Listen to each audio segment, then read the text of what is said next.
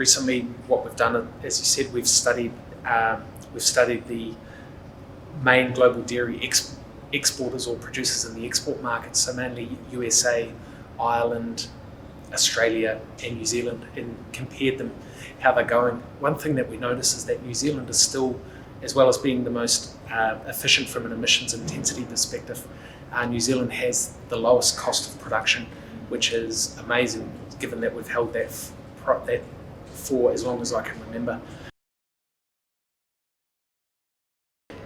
One thing that we're seeing at the world scale though is that we're seeing USA has a very high cost of production, and so what they're doing, they're going through a massive upheaval at the moment as they try and transition towards a lower cost model.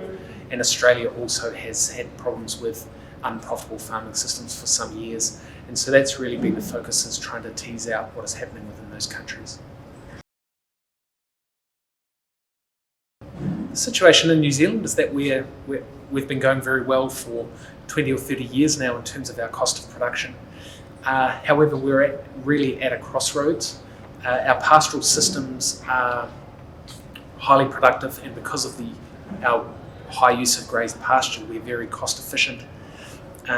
However, in terms of the amount of money we make per dollar of revenue, which is our operating profit margin, that has been stable or stagnant for the last 30 years. If we really wanted to be improving, what we need to see is a positive slope or an upward trend in our operating profit margin, which is that ratio of operating profit and gross farm revenue.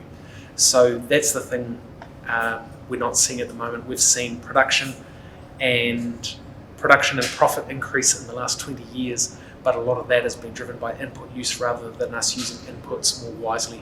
This will become more important as environmental limits start to impact on our farms from both a greenhouse gas and water quality perspective.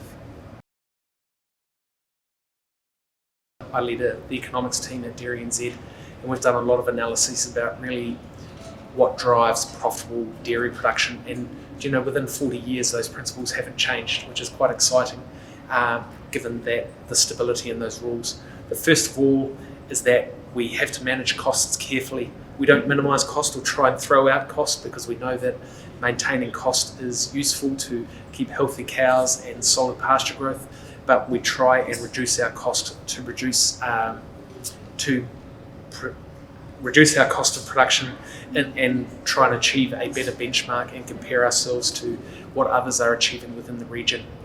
The other one is maximise our pasture harvest. So no matter what production system we are, whether we're carrying a lot of imported supplement or not, within the environmental limits that impact us, how can we maximise our pasture eaten? And the third one that we must consider is we have to invest in productive assets. So we make sure that our investment in land and investment in production facilities, it makes financial sense.